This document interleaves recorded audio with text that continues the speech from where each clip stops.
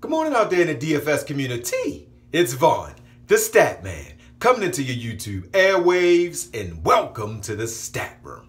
All right, ladies and gentlemen, before I get into the good and the okay that happened in DFS, let me get into my positive word.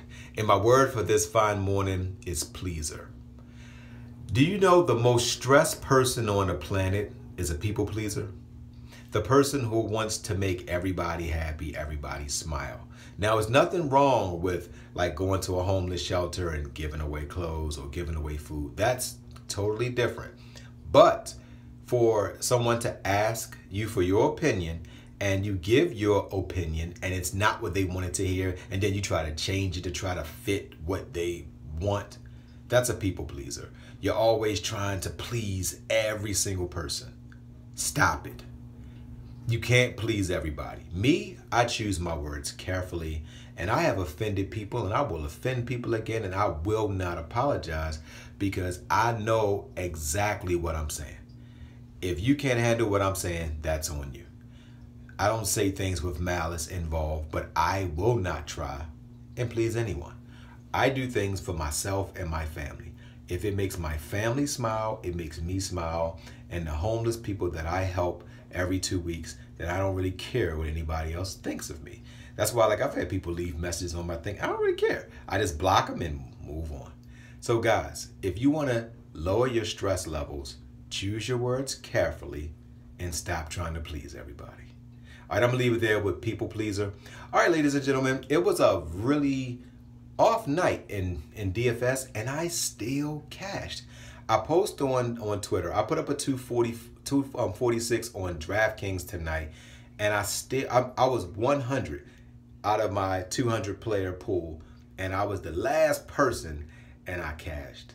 And I was like, man, this is why I love double ups, because on an off night you'll cash.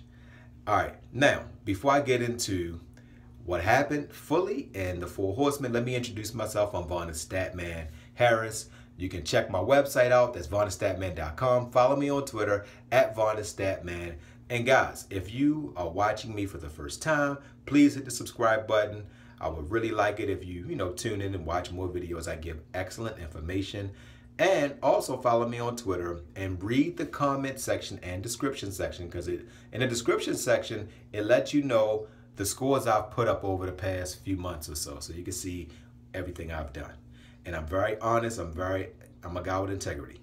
All right, so I'm going to leave it there, guys. Now, let me get into the four horsemen for tonight. Well, for this fine morning. I'm giving you point guard Mary. He's 5,700 going up against OKC. Now, Russell Wilson is an animal man and all of that, but he gets lit up on the defensive end. So Murray is only 5,700. I believe he goes for 30 plus. I actually like Denver to win this game, tell you the truth. Next, I'm giving you shooting guard Pope. He has had a couple games off with legal matters, which means he's well rested, and he gets up for this Golden State team. He's only 6,000. I believe he gives you between 35 and 40 points. That is also great value for that price. Next, I'm giving you small forward Wiggins. Butler might actually sit out this game. And at 6,100, Portland might be the worst team in the league at the small forward. They are actually pretty decent against the power forward and the center position. But Wiggins, he plays the shooting guard and the three, and they don't have anybody that's going to guard him. Next, I'm giving you power forward Gibson against this same Portland team. I know I just said Portland is good against the four position, but they haven't played a man with the heart and will to just snatch every rebound in Gibson. Gibson is going to score about 12 points and get about 12 rebounds and probably have 2 or 3 block shots. I believe he gets you about 35. All right, so I'm going to leave it there, guys. I am on to today. Guys, don't forget to win-win. That means give people what they want so you can get what you want. And guys, don't forget to think and ink. That means write it down so that way it can come true. All right, somebody asked me a really, really, really wonderful question about DFS. And they asked me this.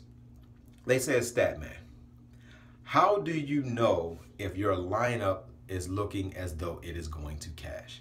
And this is how you'll know if it's going to cash. Let's say you're playing a slate and all 8, let's say it's on DraftKings, all 8 of your guys are playing. If at the half, if you're not at least 150 points, you really want to be at 170 at the half. Because in the second half, they typically score about 120. So if at the half you at 90 points and all 8 of your guys are playing, you're not going to cash. So that's a way you can tell. All right, so I hope I answered that question for you guys. And in FanDuel, you want to be at the half. You want to be at a 180. And then hopefully you'll get a 135, 140 in the second half. All right, so I'm going to leave it there, guys. Check me out. I love you guys, and good hunting in your DFS.